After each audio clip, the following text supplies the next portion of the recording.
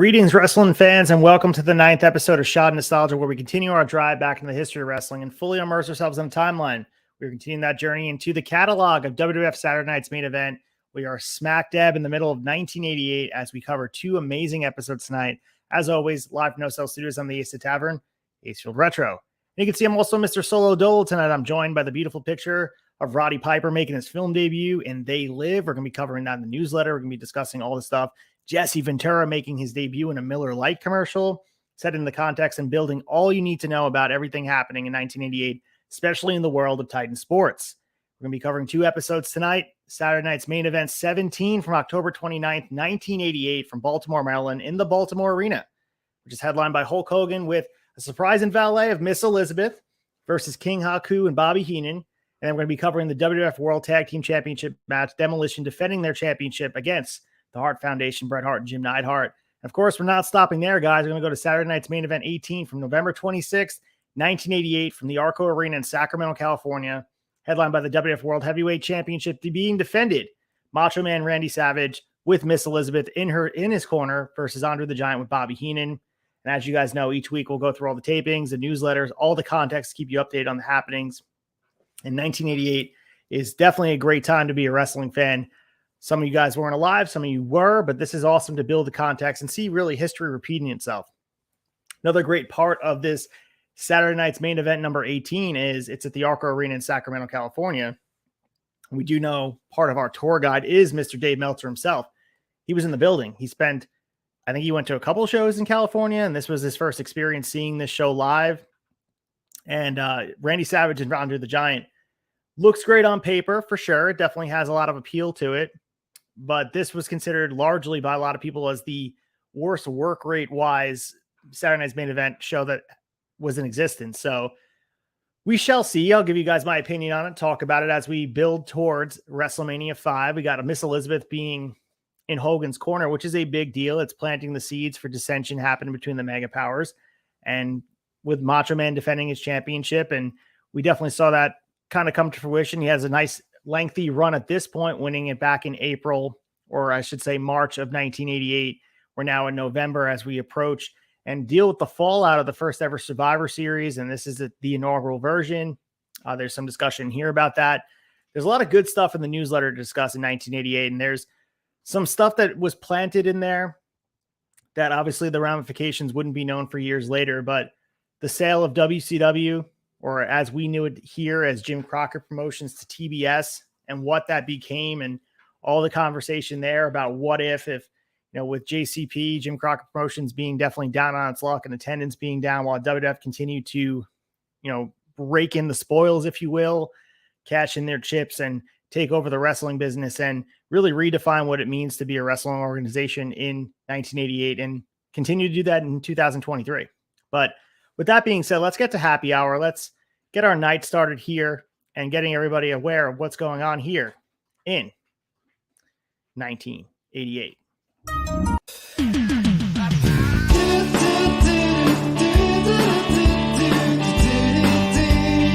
Happy hour.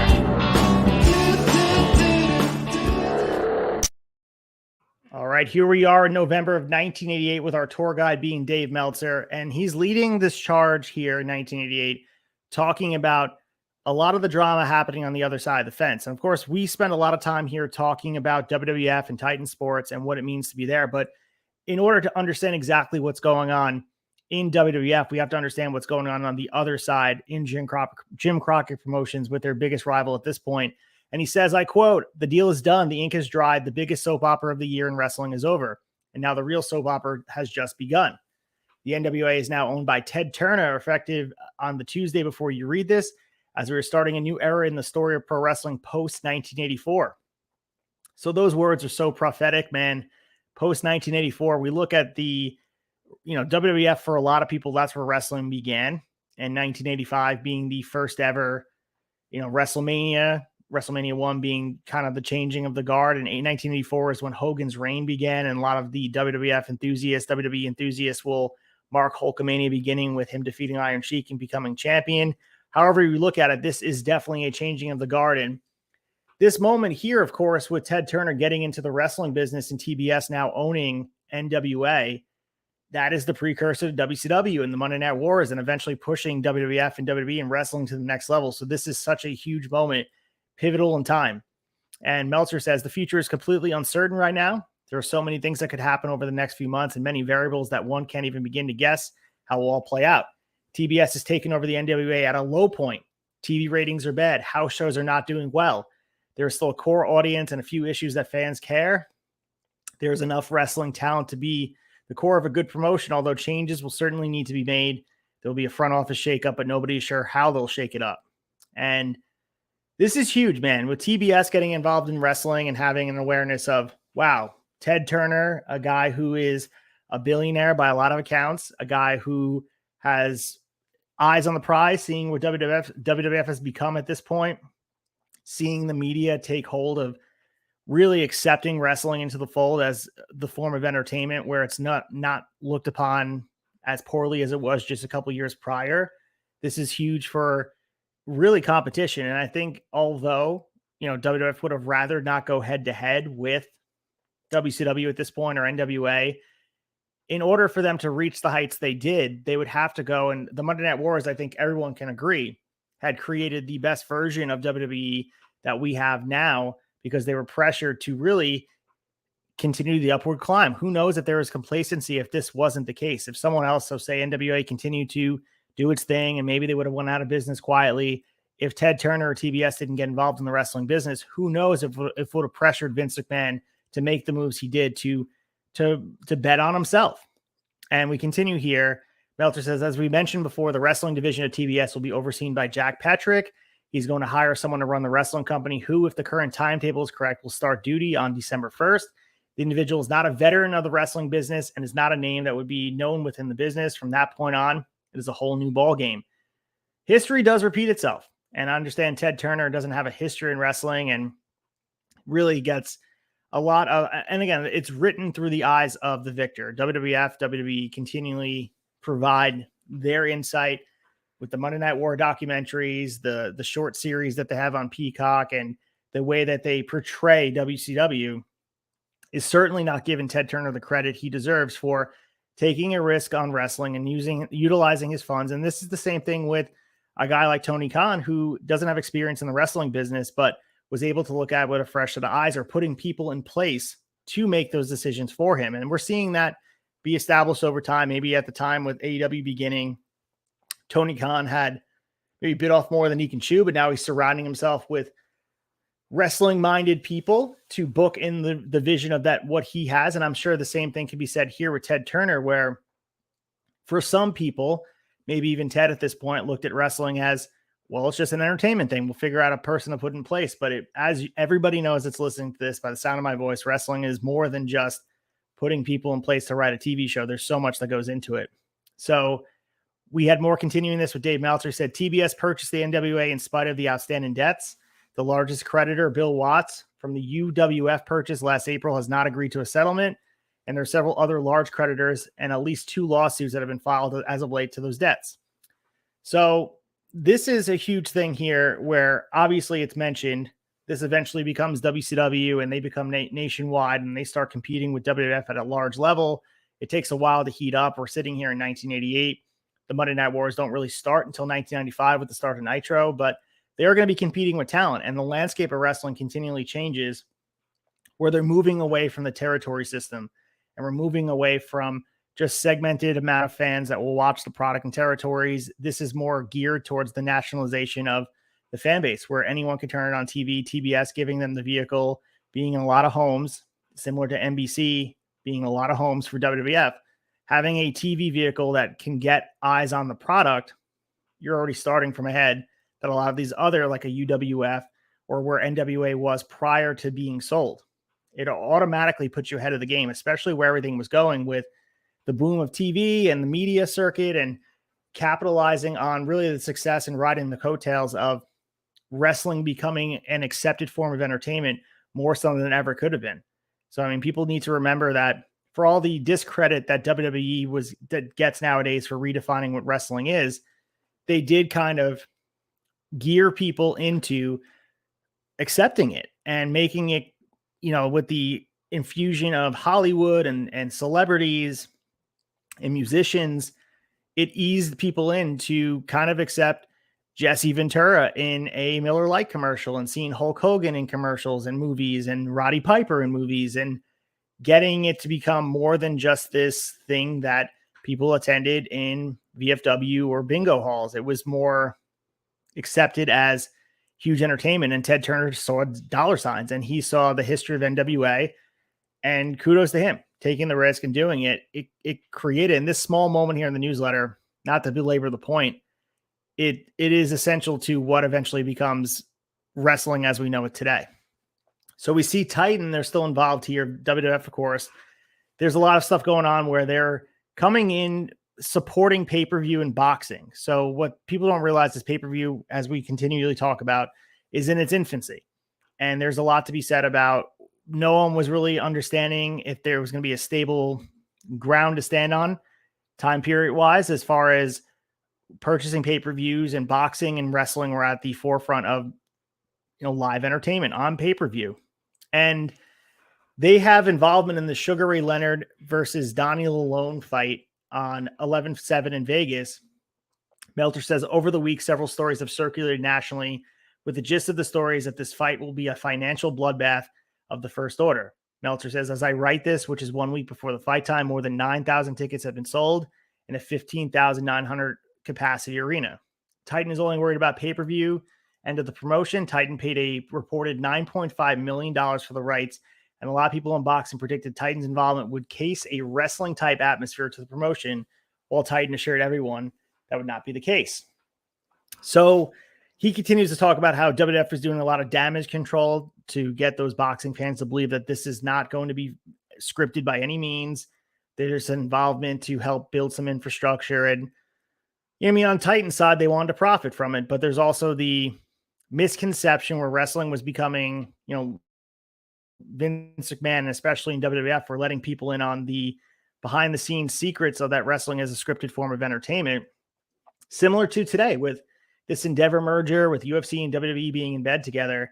There is a crossover of fans, of course, and you see some of the talent crossover themselves, most notably Brock Lesnar. And we see, of course, Ronda Rousey. There is still a sect of fans that believe that they don't want the stigma of scripted, where they only like UFC because it's real. And to me, there's not a lot of education behind that opinion. Everyone's entitled to their own, of course, but that is what they're dealing with here. Essentially, with boxing was obviously authentic. It wasn't scripted. I mean, maybe it was, maybe it wasn't, but by all means, it wasn't scripted here. And Titan had to do a lot of damage control based on letting people in on the secret. And this is sort of new, letting kayfabe exist in its own way and create this wink, wink that we are letting fans know that this is all sort of, the Harlem Globetrotters, or this is just entertainment to bring the family to. It's not this ravenous, venom-filled fan base that, some of the Southern crowds you have here, and you hear even like the Puerto Rican crowds. This was real to them. I heard on Coming Down the Aisle, J-Bone had Seth on, and they were talking about Junkyard Dog in New Orleans being blinded by the Freebirds. Like, that was legitimate heat. And, Roddy Piper being on the screen here at me, being stabbed multiple times, that's real heat. That's when people thought wrestling was absolutely real.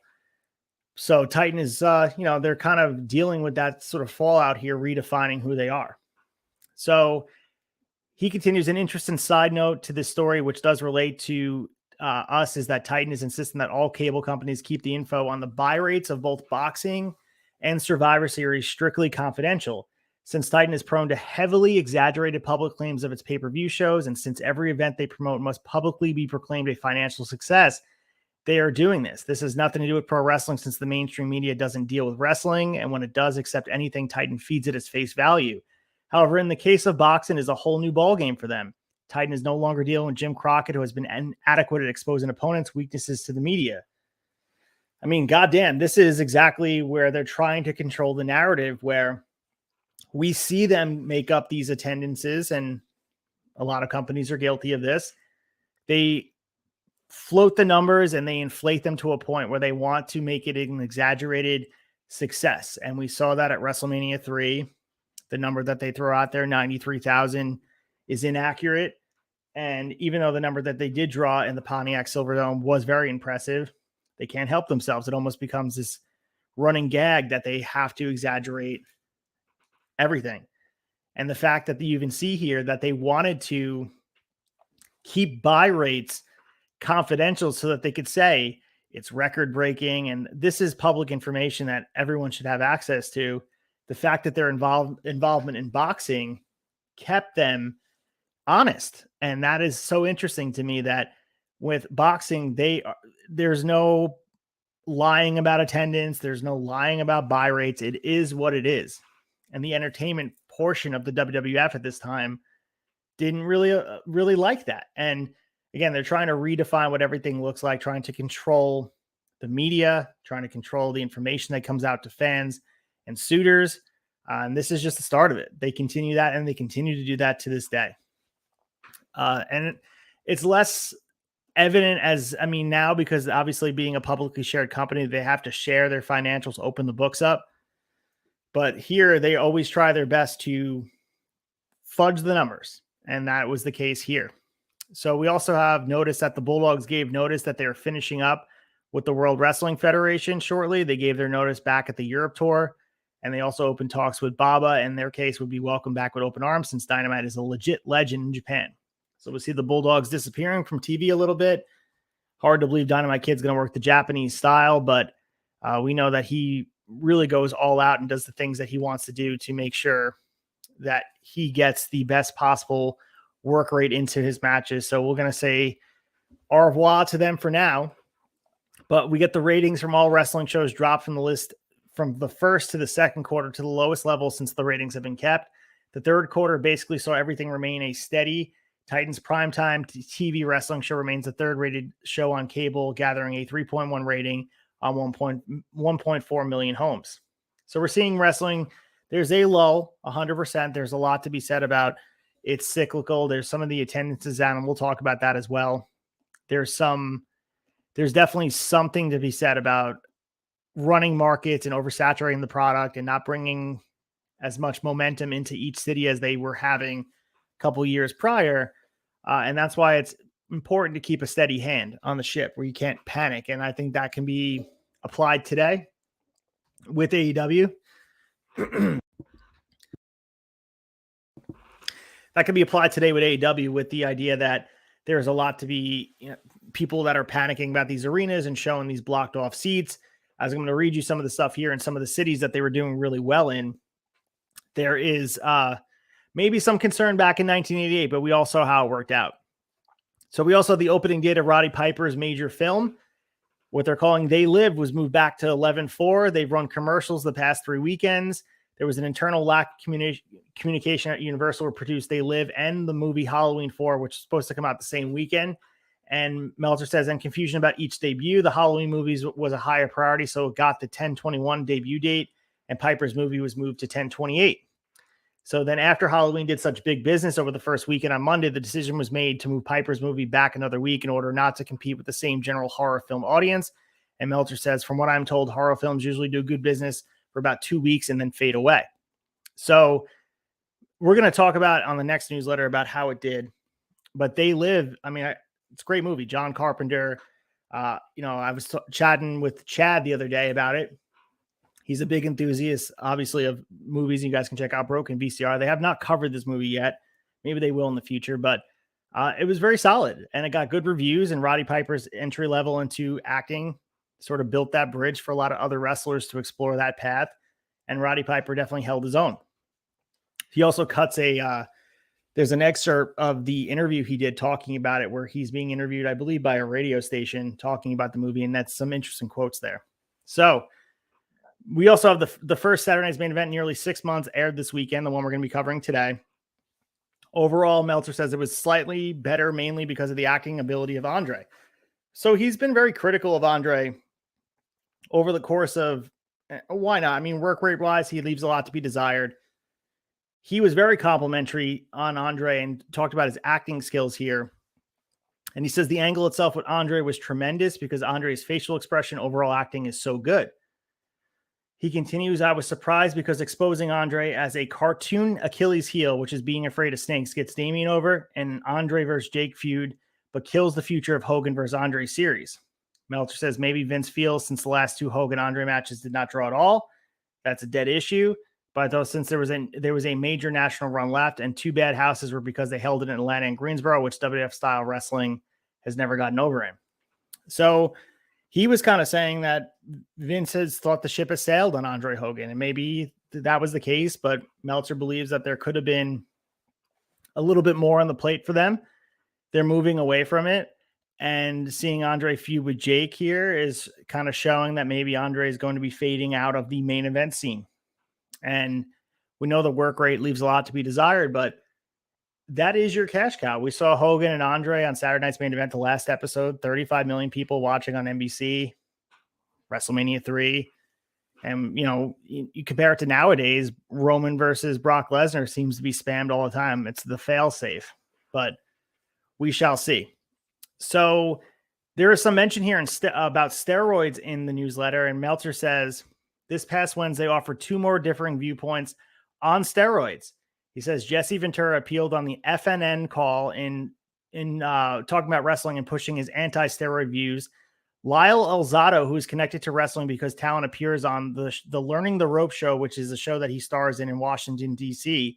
Elzado has been an outspoken supporter of steroids, which you don't really hear often. He's an outspoken supporter of them.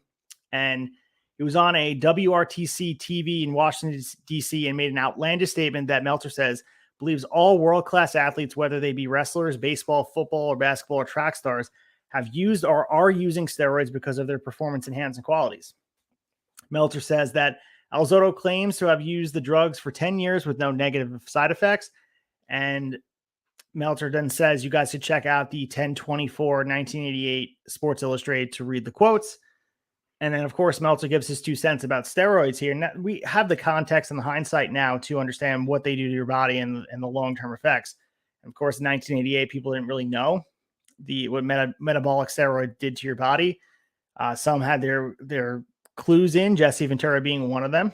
And who would have thought Jesse Ventura being the voice of reason here? But Lyle Elzado definitely was a supporter saying everybody should use it. Of course, it was running rampant throughout wrestling.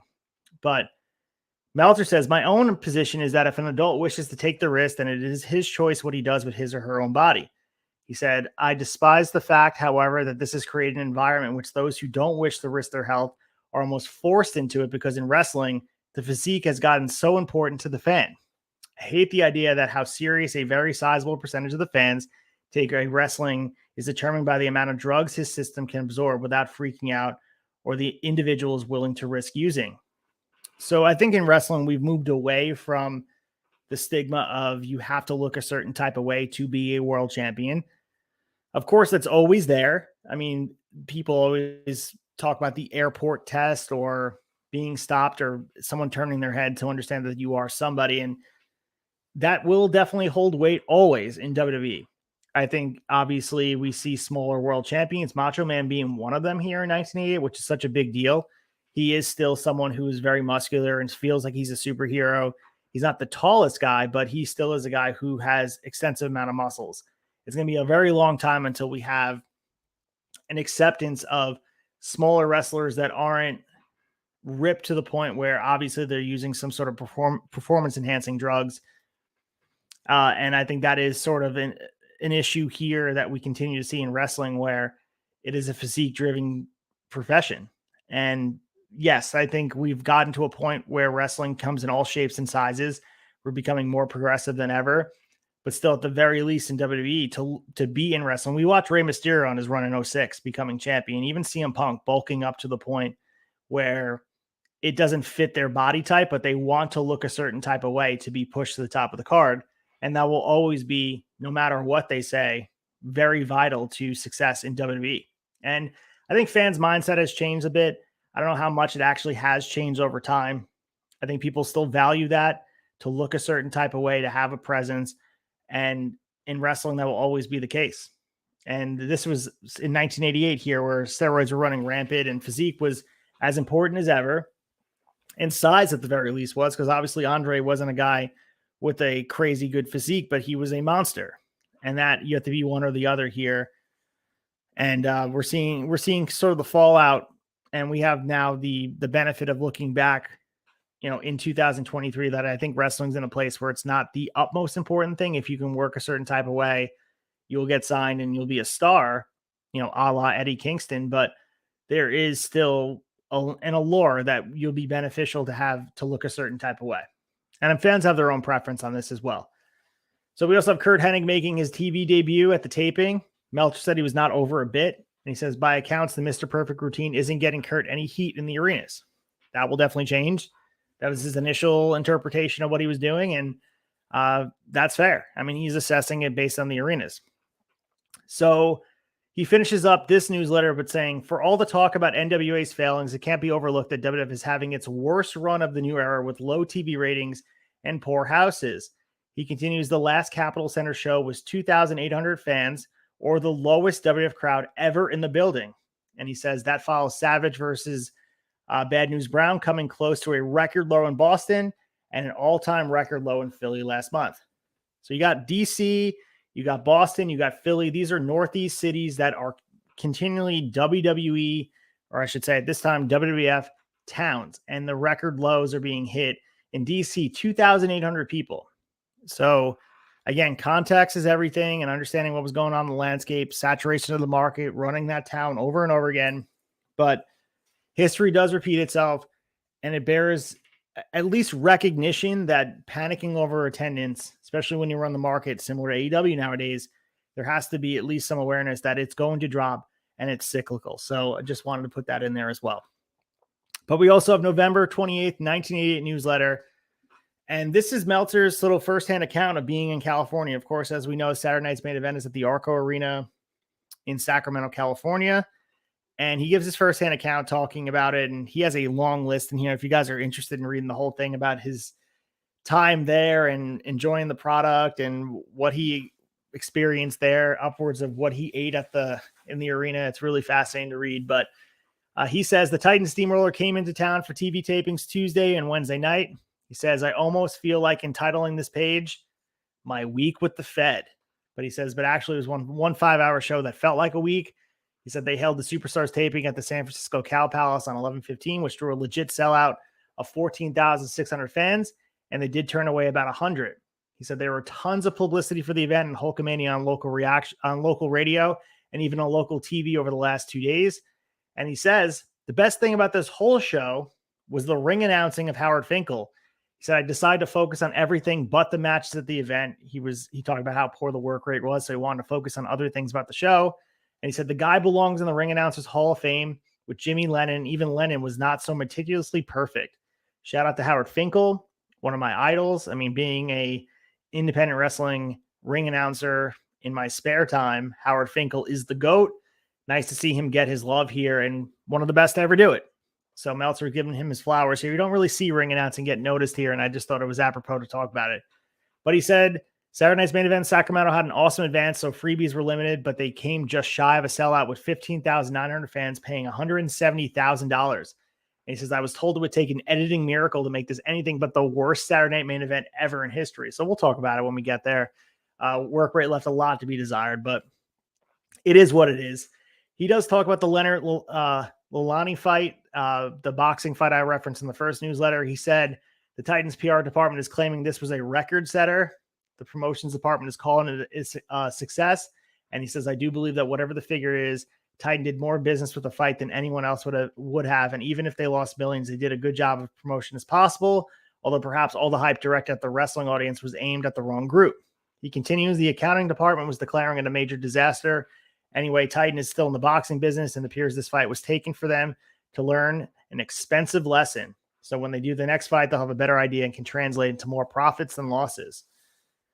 this is a PR spin for them. And I think having them involved in legitimate boxing and the pay-per-view business is just an investment on their time and their perception. And this is, again, building up their reputation across a lot of legitimate sports, building relationships with the NFL, building relationships with musicians, Hollywood, celebrities, and then even boxing. This is a way to get WWF into the conscience of not only the executives of all these other leagues and sports and big time promoters. It's to build an understanding across fan bases that this is an accepted form of entertainment. And point in case here, the investment was to be involved in boxing. And even though they lost money, this was something that was helpful to their reputation, that they're not just this one-off segmented portion of entertainment. They have their hands in all different things. And this is still the same mindset they have today. Movies, and they have the same type of mindset with expansion and not just being a wrestling company, they're an entertainment company. And that is still 1988. The mindset is as clear as ever in 2023 that they are definitely not wrestling, they are sports entertainment.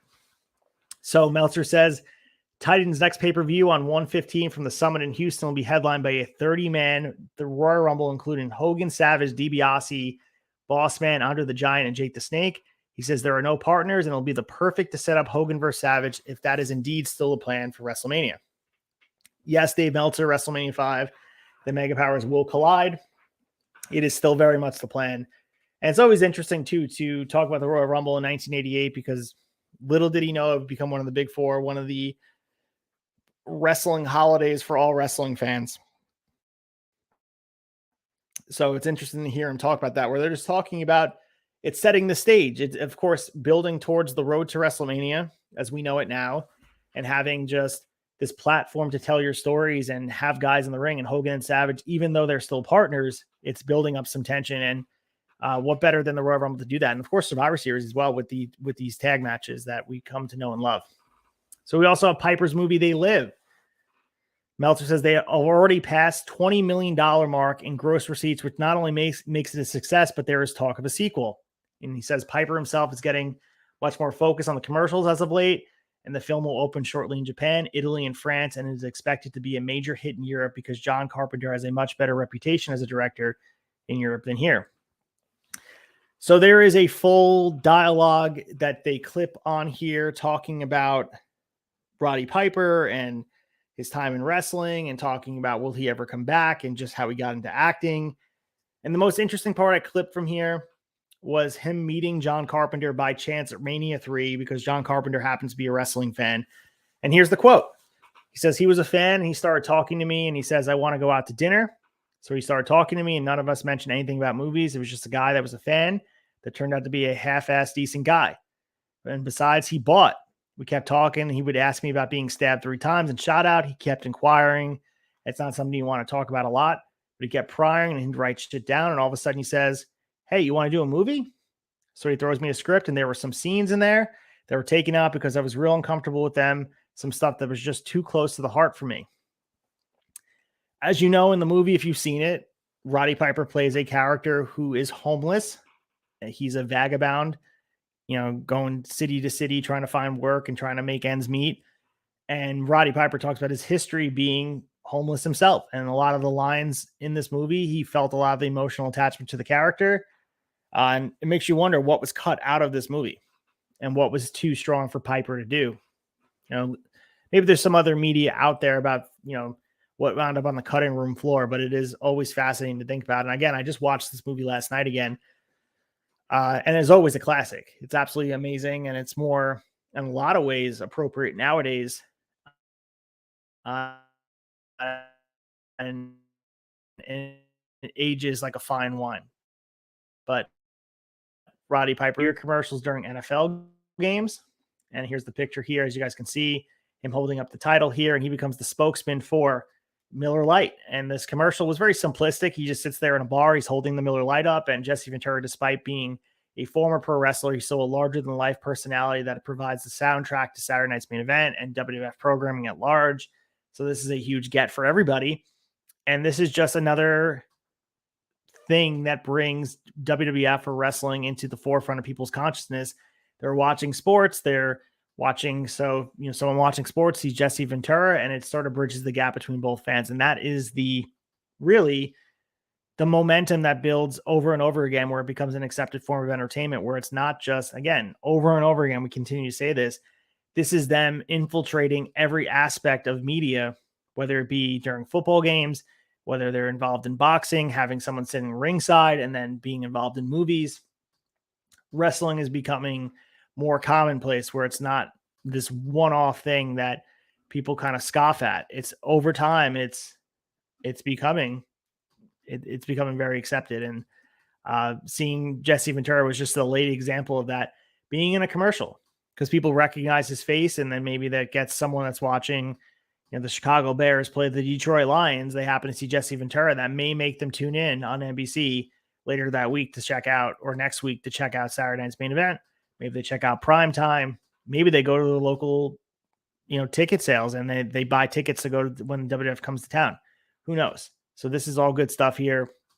And the fact that Miller Lite was utilizing Jesse Ventura kind of speaks volumes to where they're at, as he's not even an active pro wrestler, but his personality is so large that he's sought after, and just kind of shows how hot the product was as far as the mass media goes, that all of these guys were celebrity. Even the guys in the mid card had some level of celebrity and superstardom to them. Even Jesse Ventura. I know Jesse Ventura was a large in life character, and he continues his trend upwards, actually holding political office, but he wasn't even a pro wrestler here. So in the same vein as a lot of NFL players doing commercials and NBA players, still to this day, athletes doing commercials is American pie, apple pie gets, you know what I'm saying? So I think seeing Jesse Ventura here was just kind of showing where wrestling was aspiring to be and where they eventually got to.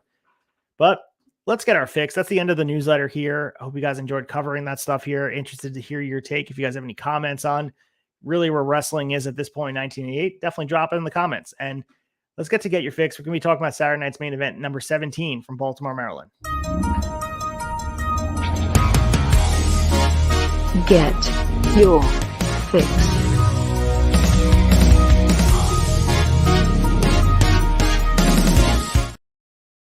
Oh, yeah. Saturday Night's Main Event number 17, October 29th, 1988 from Baltimore, Maryland, the Baltimore Arena. This was taped back on October 25th, 1988, so 4 days have passed, but we're airing it on delay here. We got our champions are as followed. Our world champion is still Randy Savage. He won it back WrestleMania 4, March 27th, 1988. Our Intercontinental champion is still the Ultimate Warrior. He won it back on August 29th, 1988. Our World Tag Champs are Demolition. They won it back at WrestleMania 4 as well, March 27th, 1988. And our women's champion is Rockin' Robin. She won it back on October 7th, 1988. Yet to be aired. So they still recognize her as the champion. Of course, she's not going to be on our screen here. She is the sister of Sam Houston. So she has some ties to the wrestling industry, and she makes her debut, I believe, with WWF at Survivor Series 1988. She ends Sensational Sherry's long run as champion, I think over 500 days. Maybe a forgotten face of the women's division. So do some research, check her out, check out Rockin' Robin. She is the women's champion right here. But we got our opening segment tonight. Jake Roberts tells us Rick Rude will know everything there is to know about pain. And Rick Rude has Cheryl's face stenciled on his pants. So we know what he likes to do. He likes to play mind games by having significant others or love interests on his tights. And we also get Boss Man changes the words to his Miranda rights and changes that around. And he's playing the cop here. And then, of course, then we get the Hart Foundation getting another shot at the tag team championships.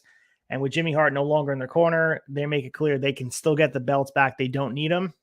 And we also have Haku squaring off with the Hulkster. And we also get word here. It's the first inkling that we're going to be getting Elizabeth in his corner. Will she be able to make a difference? Will Macho Man be able to keep his cool? I know they're mega powers, they're friends, but having Liz in his corner is definitely something that is going to plant a seed that eventually will blow up into dynamite that the mega powers will explode. We lead into Vince McMahon and Jesse Ventura leading the way. And of course, we open up with Jake Roberts and Cheryl Roberts taking on Rick Rude with Bobby Heenan. So this is a big match to start the show. Hot act. And we got Jake Roberts, of course, is livid that Rick Rude has Cheryl Roberts' face on the tights. And Rick Rude got, absolutely livid from the beginning. And Rick Rude got his tights ripped off by Jake last time that he had Cheryl on his tights. Now he's wearing the exact same tights that were re-stenciled on announcers make us aware Rick Rude is playing mind games with Jake Roberts. Jake is looking for a brawl from the beginning. Like, obviously he's heated. He feels a certain type of way that Rick Rude has made this personal. But then they kind of go into a technical type of wrestling where he grabs a wrist lock and Rick Rude breaks free and avoids the DDT. He rolls out of the ring. And then we see Rick Rude playing the heel. You know, he goes to the eyes, he starts punching and turnbuckle smashes, and he goes in, you know, with some forearms. And while Jake is down, he's gyrating towards Cheryl, which makes Jake even more livid. And Rick Rude's paying way too much attention to her and then turns around, gets a clothesline. Jake gets the comeuppance. And of course, we get some near falls because, you know, the DDT is being teased, of course, and no one kicks out of the DDT. So he goes, you know, at some point, he does eventually hit it after teasing it. And when he hits it, Heenan climbs up on the turnbuckle, waves for somebody to run down with Rick Rude knocked out from the DDT, one of the most protected finishes at this point. Robert starts to grab the tights and he pulls him down, and Heenan runs over and stomps away on Roberts. And then the ref calls for the DQ at 7 minutes and 31 seconds. So kind of chaos after the match. We get Andre coming down. He saves Bobby Heenan from just getting DDT'd himself and never being able to walk again, because of course how protected the DDT is at this point. And Jake goes after Andre with Damien. Andre is frozen in time here, as we mentioned before. Kind of cartoony that his Achilles heel is a snake, but it is fascinating that that is his kryptonite. And this works out really well. And Jake throws the snake on Andre, and Andre faints, and Damien crawls all over him. And this was goofy, but it was kind of cool to see Andre scared of something as the Giant, seeing him vulnerable and to a point where he has this weakness. And we all have our weakness. It was relatable. And even though Andre was a heel here and Jake Roberts playing the face, there is a lot to be said about having Andre being vulnerable here. And this, of course, is setting the stage for this Jake Roberts, Jake Roberts, Andre the Giant feud that continues to progress. But it got more interesting here. Of course, you could tell the story of Underdog and Jake Roberts is sneaky big. If you guys have ever met Jake in person, this guy is not a small guy, but he is dwarfed by Andre the Giant, of course. But seeing this layer here with Damien scaring Andre beyond belief definitely adds an interesting dynamic to the feud that's different than what they usually do with Andre the Giant. And of course, we lead into our World Tag Team Championship match, Demolition, Axe and Smash, with Jimmy Hart and Mr. Fuji defending their championship against the Hart Foundation, Bret Hart and Jim Neidhart. So, like as we mentioned before, Jimmy Hart's no longer in the corner of the Hart Foundation. We got the heel faction, of course, with the Axe and Smash having Jimmy Hart and Mr. Fuji in their corner. This is a rematch from SummerSlam 1988. And if you guys are familiar with that match, it's similar. You know, I think the SummerSlam match definitely is better than this match. This one doesn't get as much time. But, you know, Anvil makes the mistake of beating Axe to the other side of the ring, and Demolition gets, you know, the double team, and Jim Neidhart counters a suplex on Smash, and then the Harts kind of take control of the match. They go back and forth for a bit.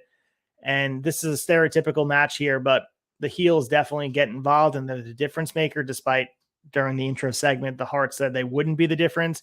So Mr. Fuji, Jimmy, and Raymond are involved here with Jacques Rougeau, who tosses the megaphone to Smash, and Neidhart gets whacked, and then the champs retain. Of course, Jim Neidhart takes the pin here, 5 minutes and 56 seconds, which this is definitely a match to advance the angle further.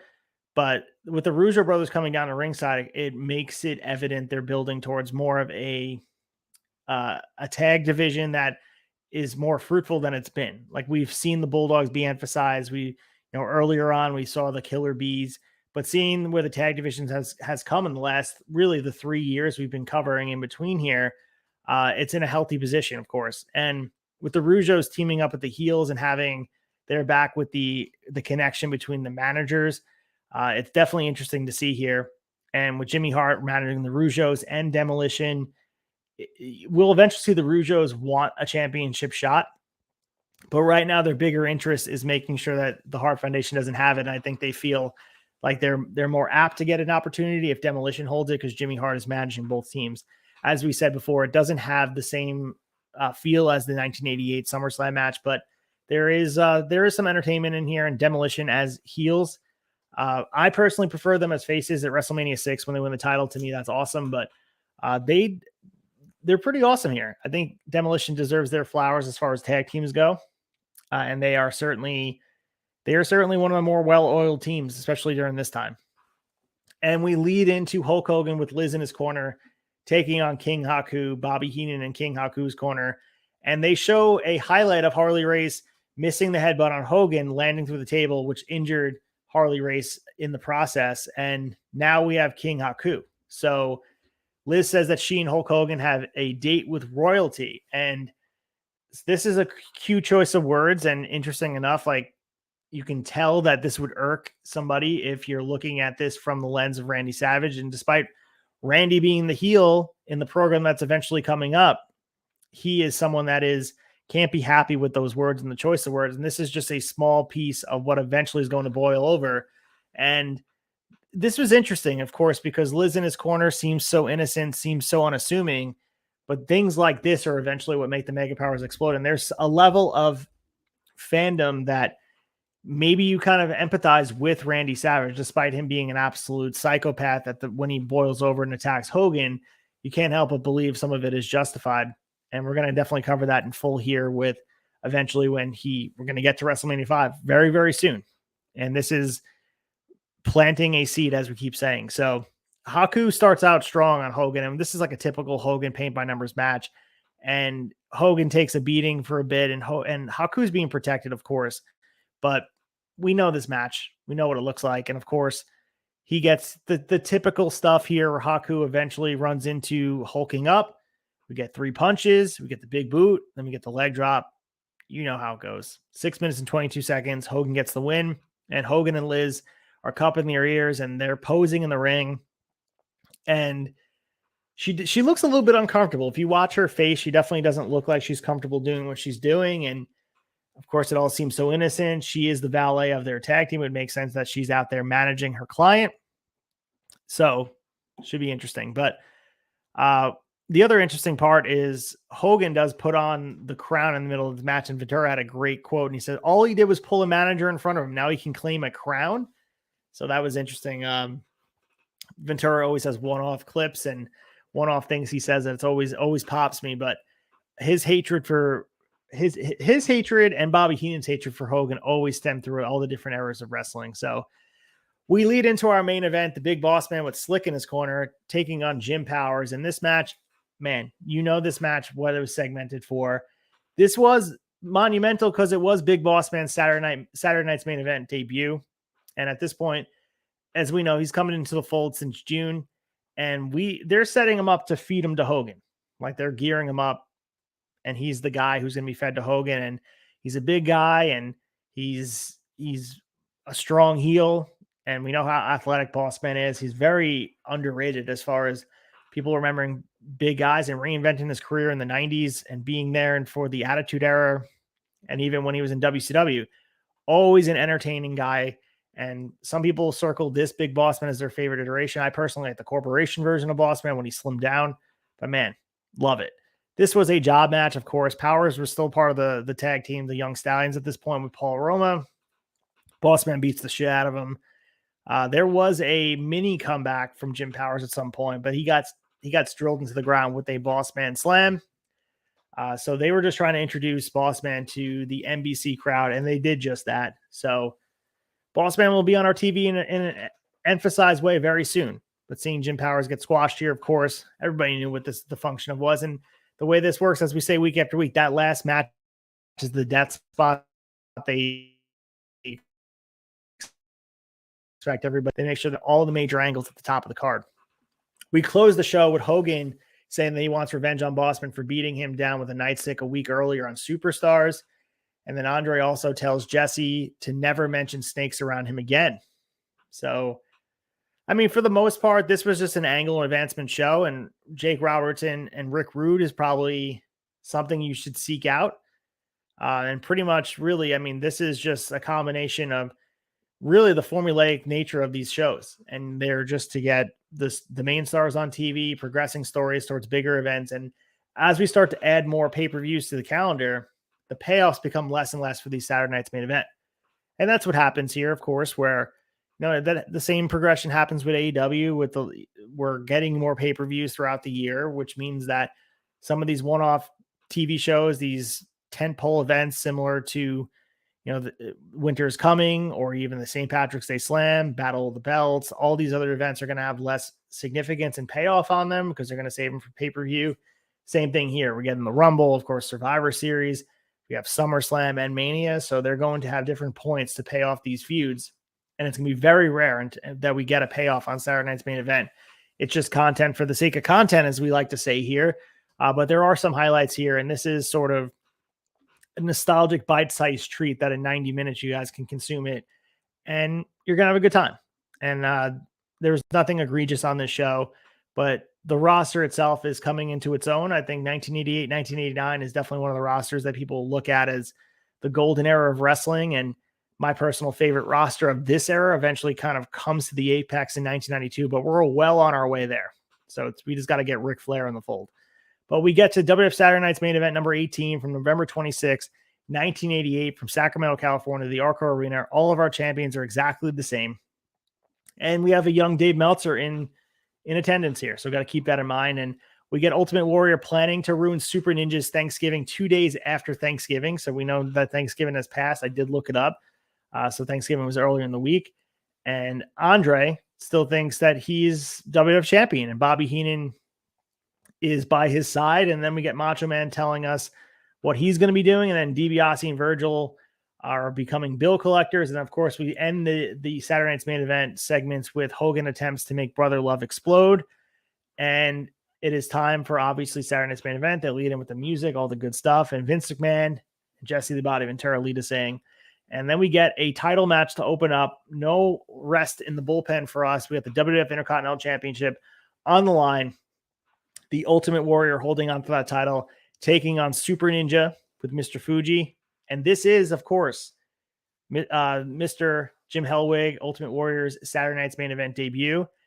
And if you guys didn't know, Super Ninja is Rip Oliver, who is most famous for the work in the Don Owens territory. So, he's a guy who's supposed to be in there for a function. And I think at this point, Super Ninja is a one-off thing here. He's not going to be a familiar face. And despite that, he, maybe could have gave a lot more to WWF. He doesn't get the chance because Warrior squashes him with clotheslines, Gorilla Press Slam, and then we get the Warrior Splash. Super Ninja turned out to be a loser here.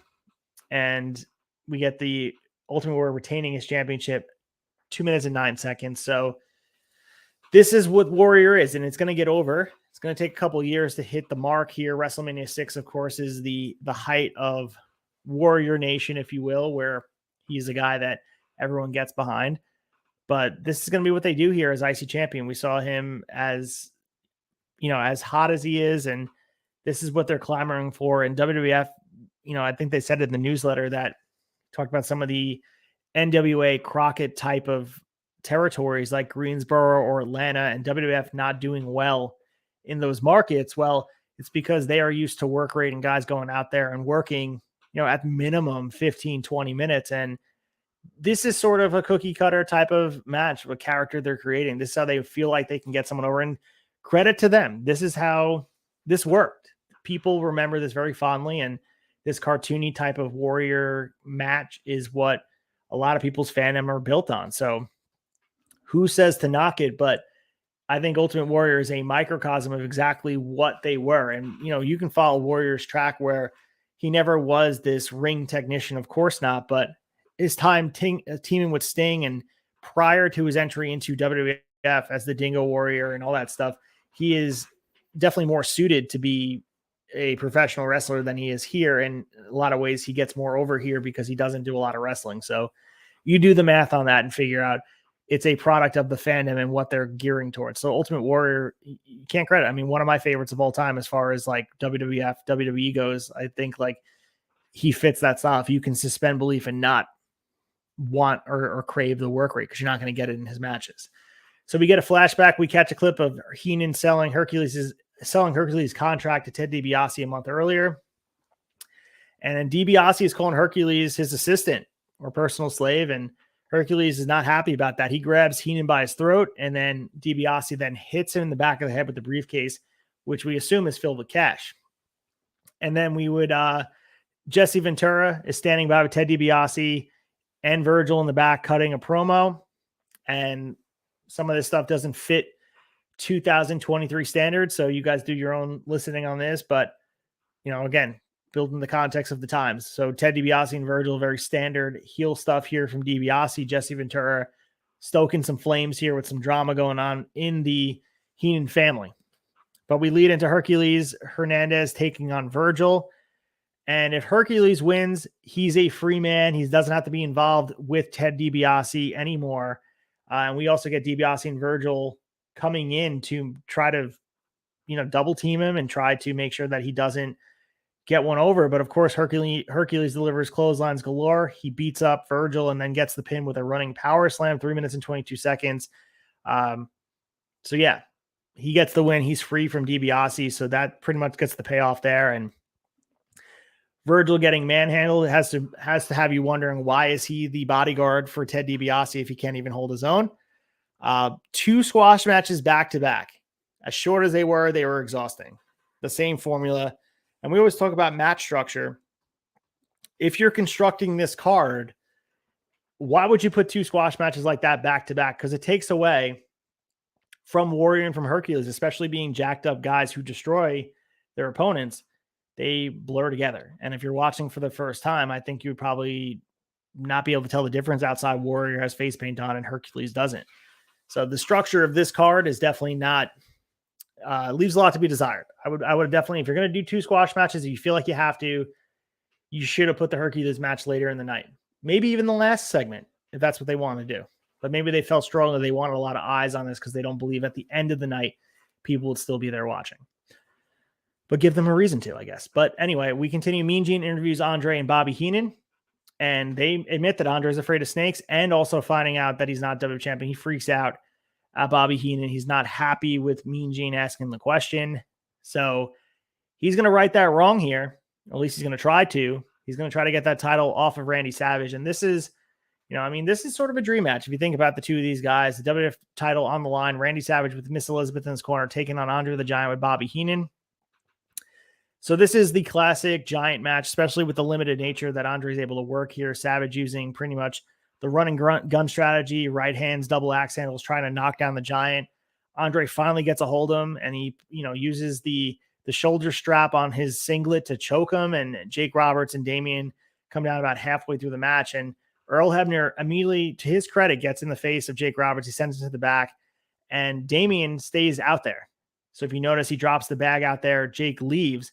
So Jake stuck him under the ring somewhere, and Andre can't concentrate because the snake is out there. And as comical as it is, it's certainly very, very appropriate to telling the story here. And I thought it was really well done. So Heenan goes snake hunting to get it away from ringside. He's like looking around ringside trying to find him. And when he finally finds Damien, Jake returns to the ring. He chases Heenan around the ring, and then we get the double DQ. The refs finally had enough. Earl Hebner's like, dude, I can't take it. Double DQ. 8 minutes and 40 seconds. And then we get Andre tied up in the ropes, and he's about to go face to face with the snake. The panic in his face, the acting, as Meltzer was saying during the newsletter. Maybe he has an actual fear of snakes because the way he looked, it was absolutely insane. He just looked petrified. So Damien gets a little bit close, and there's some people in circles that look at this match, especially with Randy Savage getting him ready for the bigger push towards the Mega Powers feud, that this makes him look weak because of just he had to use all the tricks and trades to beat Andre. I mean, I couldn't disagree more. I mean, this is Randy Savage adapting to his opponent and using strategy. I thought this was really well done. It goes longer. I could have done without the double TQ finish, but what else would you have done? Especially when we're talking about before the payoffs of these different events, you want to make sure that you are waiting to have these big payoffs, and a double DQ kind of makes sense as far as keeping both these guys strong. But in order to establish Randy Savage, I think there's a big piece of being able to hang with Andre that people look at as weakness. I just think it as a strength, because Andre is still one of the bona fide stars that a lot of the WWF casual audience look at and say, all right, well, he didn't take the title off Randy. He must be legit.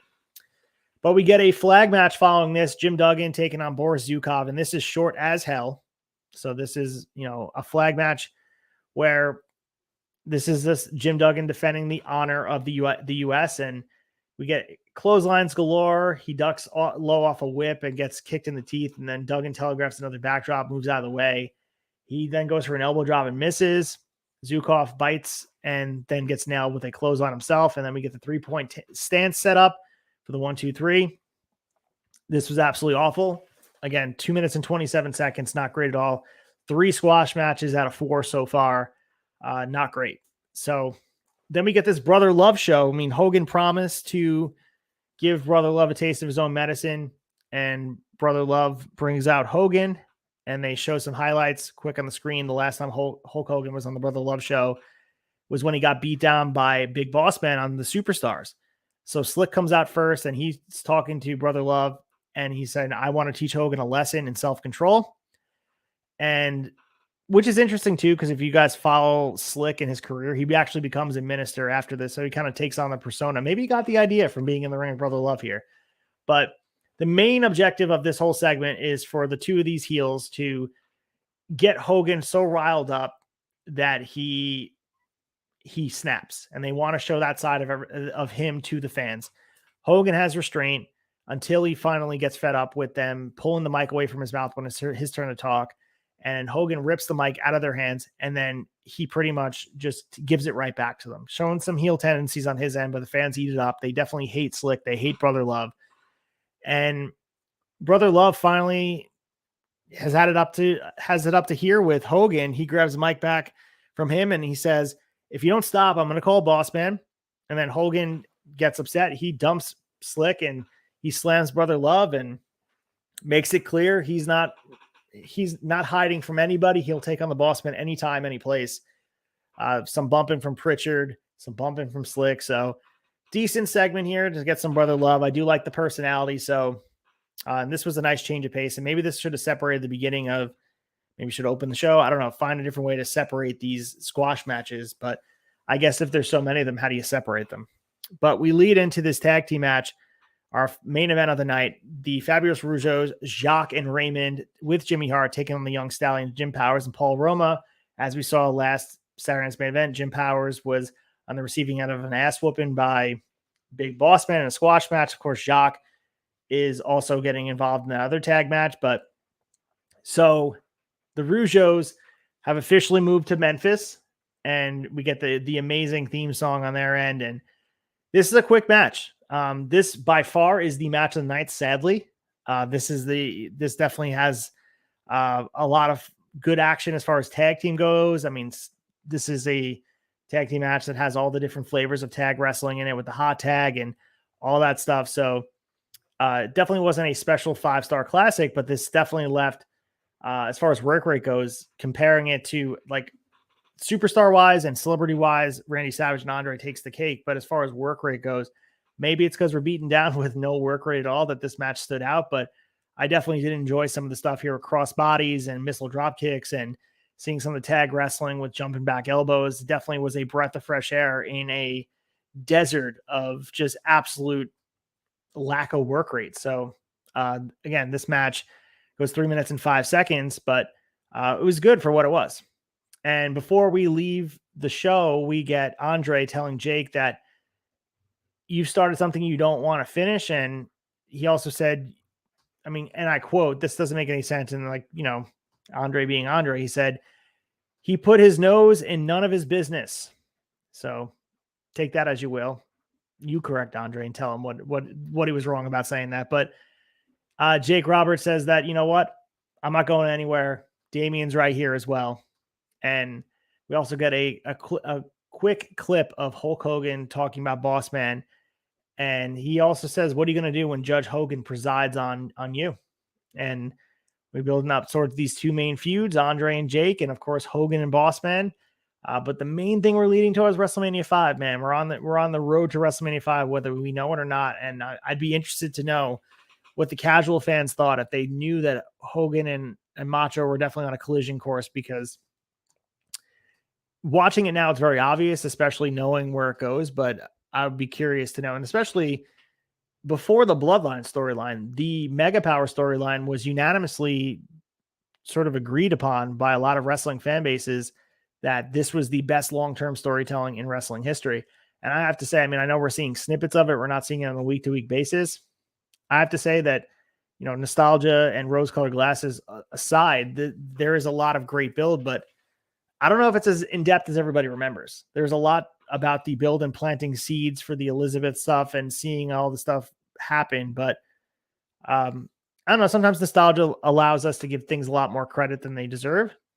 We shall see as time goes on to see how the segments age, especially when they finally explode on the main event and that famous in the medical room where Hogan and Andre are fighting with Liz back there with the halogen light bulbs and all that stuff. So we will see. I just think right now there is a holding pattern of where they're going. And I see, seeing Hogan and Bossman together, that's a fun possibility, but some of it loses its luster when they're being fed to Hogan. I'm sure there was a similar frustration back in 1988 when you wanted to see someone succeed, especially where Bossman just got there in June of 88. You would like to see him be pushed to the top, but it seems like he's going to be fed right to the Hogan machine, getting Hogan ready for WrestleMania 5 and taking the title off Macho. I think it's kind of rinse and repeat. And I understand we have the benefit of looking at where the product went, but there's got to be some fans that were disillusioned with it. And I know we're going to see Meltzer and have his discussion on it, but there's got to be some fans that are feeling a certain type of way with this formulaic booking of you kind of know where it was going. Maybe they did, maybe they didn't, but it seems pretty obvious here that we were on a collision course. Whether they're friends or not, the Mega Powers are going to wrestle each other at WrestleMania 5, the biggest show of them all. But this match, definitely, we're definitely going to be talking about the tag wrestling going forward and the tag division as it grows stronger. But we are in a holding pattern as we surpass Survivor Series, move towards the Rumble, and on the verge to WrestleMania 5, which is going to be important to recognize because, again, we're comparing long-term storytelling with what's going on today with the Bloodline and even Judgment Day. So I like to see this, especially in context and covering all the different seeds that they've been planting for this and what they're able to do. It's been fun. But let's get to the chaser and to pick our favorite parts of these 2 episodes of Saturday Night's Main Event. The chaser.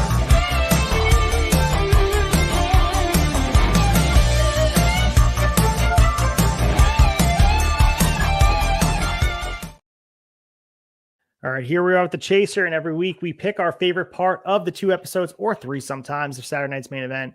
I definitely have to go with Andre versus Macho Man for the title, and despite me saying match of the night work rate wise was the Rougeaus versus the Young Stallions, it was too short for my liking.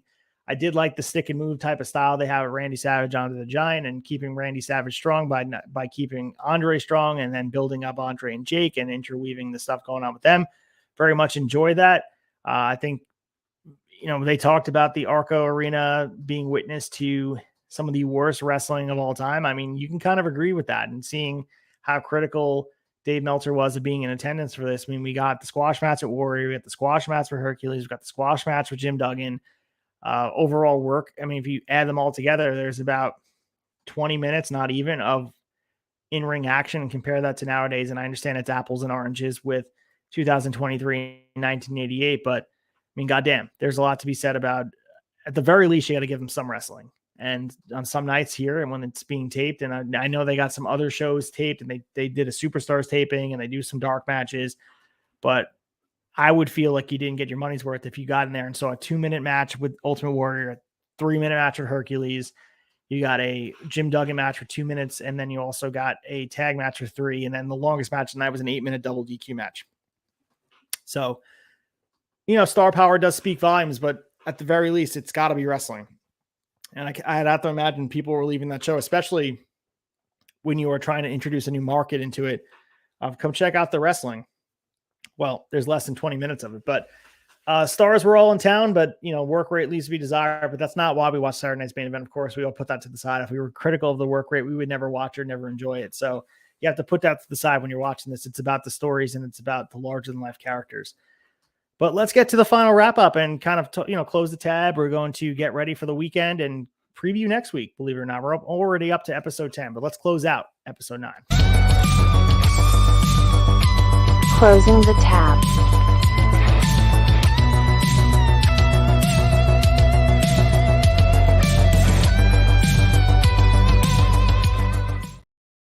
All right, we are closing the tab, and next week's show is episode 10 of season 5. Will air on October 27th, 2023. We'll be covering 3 events.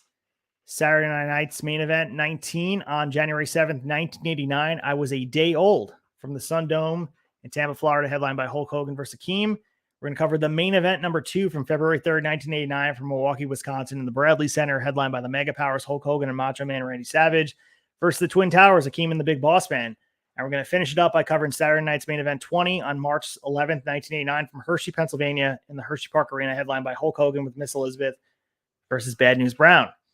We are on the way to WrestleMania 5. We get really just a lot of build here on the go home before the Rumble.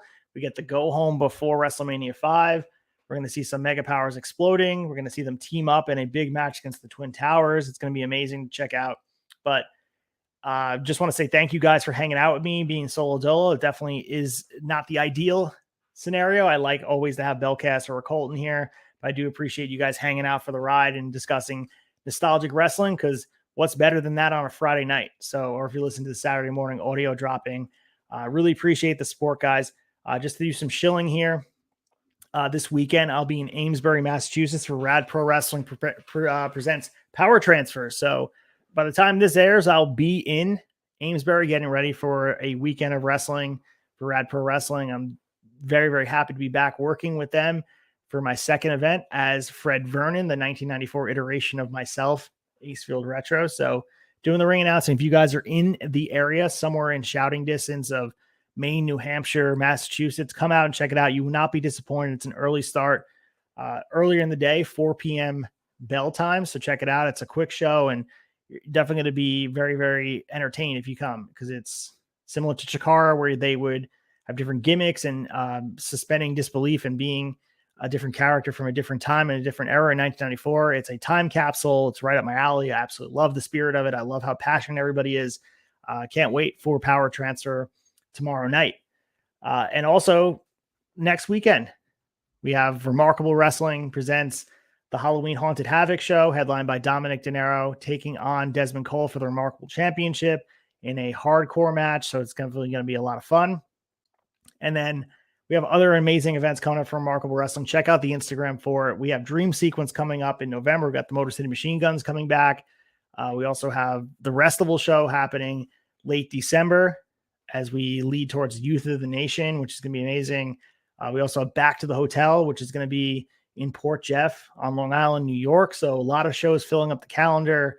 Of course, everything going on here in the Tavern week after week. So Wrestling Tonight, you guys can check me out Monday evening, but also can check me out on audio the next day. Of course, Brace for Impact with Colton at Mullet.mania. Guys, check that out. That's on Thursdays, 10 p.m. Friday, dropping on audio. Of course, Shot Nostalgia. You guys are here. If you're first time here, make sure you guys leave a like and subscribe, because we're giving you guys content 6 days a week. I mean, what other wrestling podcast is doing that? Nobody. And between us and the Pod Foundation, what's coming down the aisle, and Chick Foley, Turnbuckle Tavern, we continually, and don't forget the Extra Cooler Boys, continue to give nostalgic type of feels, and they do it better than anybody. So make sure you guys check out all the stuff here and enjoy the professional wrestling. This is always a blast. You guys can follow me at ACEFIELD Retro, posting all the time, giving you guys updates about where the shows are, where I'll be at. Make sure you guys support independent wrestling and support everybody here. We all love professional wrestling, and, support each other. It's all good stuff. But we will definitely be back next week. Bellcast will be back with me. Maybe Colton will be back with me. I think he's on the schedule to talk about Saturday night's main event. It's a big episode. It's a double stuffed, as the Broken VCR boys talk about. 3 episodes, as we talked about before, 2 main events, 2 Saturday night's main event, and 1 main event itself. So some good stuff here as we build towards WrestleMania 5 and travel through 1988. And tomorrow or next week, we're going to be hopping into 1989, which is going to be a blast. But I appreciate you guys hopping along for the ride, and I hope you guys have a wonderful weekend. I could talk to you guys after a while.